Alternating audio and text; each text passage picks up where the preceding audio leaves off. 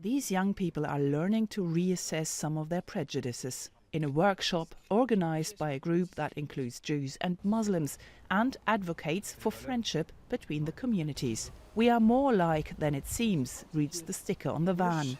As the participants are underage, we are not showing their faces. How would you define discrimination? To treat someone badly because of a supposed characteristic. What does ageism mean?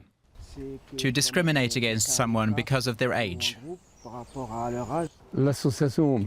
Our initiative was founded to fight against two forms of racism, anti-Semitism and Islamophobia.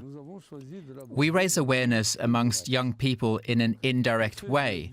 By speaking about discrimination to sensitize them, we make sure they don't fall into the trap of anti-Semitism. Rabbi Serfati set up the initiative 20 years ago. Today's participants, some of them Muslims, others Christian, say such workshops have opened their eyes. I always thought that Jewish people were keeping to themselves, also because I didn't know any Jews. I realized that was prejudice and that you shouldn't judge people without knowing them. I now understand that just because some people in France from different religions aren't getting along right now, it doesn't mean we can't get along here. In this district, people from different religions do indeed, literally, live side by side, with a synagogue, a church and a mosque right next to each other.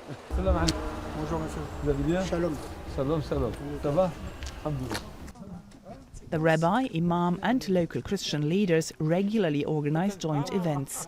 Right after the start of the current conflict between Israel and Hamas, they gathered to mourn the dead together. Their friendship runs deep.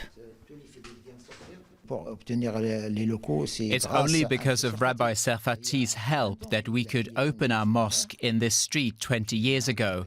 He called the mayor on our behalf and said, "There is a building available here." The mayor asked him, "Are you not afraid of the Muslims?" Mr. Serfati said, "No, on the contrary, we want them to be close to us so that we can be friends, neighbors and brothers."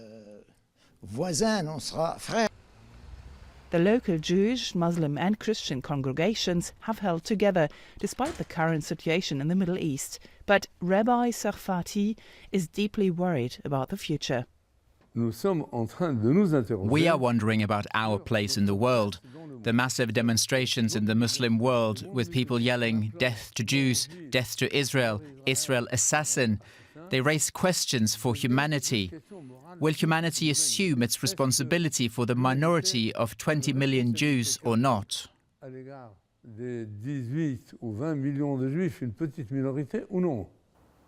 He believes his community's example of religious coexistence can show the way so that people elsewhere can learn to share common ground.